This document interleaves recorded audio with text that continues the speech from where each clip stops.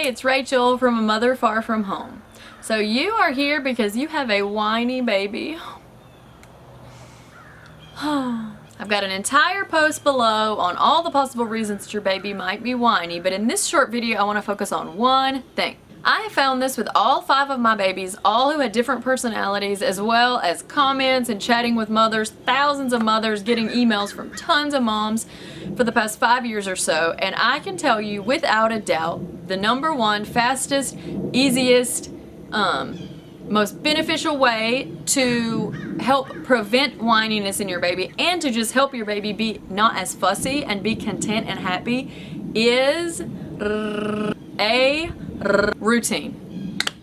Now, I know some moms are disappointed to hear that because some moms don't like routine, so they don't want to have a routine because they don't want to have to keep the routine. And I totally can understand that, but the truth is all babies like routine. It's predictable, you know when things happen, and this is the number one way to help prevent whininess, and it also helps you understand what's going on with baby. I would be able to hear a cry and be like, oh, baby's hungry, it's time to eat. Or at a certain time, baby would start to get fussy and I think, oh, they're tired. And then I could put them down and they'd go immediately to sleep. And it cut down on so much mystery because I just knew what was happening.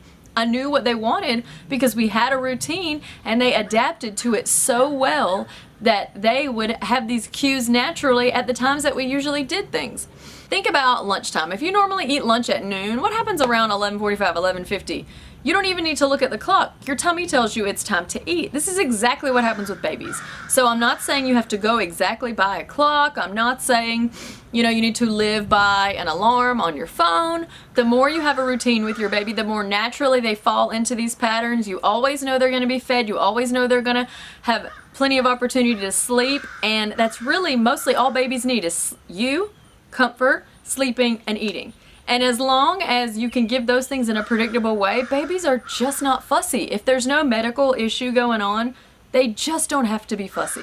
They really don't. I had 5 babies who were all drastically different personalities even now, and they were all such happy babies. And I know it was because I knew what they needed before they needed it. I was actually able to meet their needs through the routine before they had to cry. So think about it like this. If you're waiting for baby to cry to tell you something, first of all, you don't know what they're trying to tell you because crying is the only form of communication they really have. So you don't know if that means they're tired, their tummy hurts, they're hungry, they're uncomfortable. You don't actually know.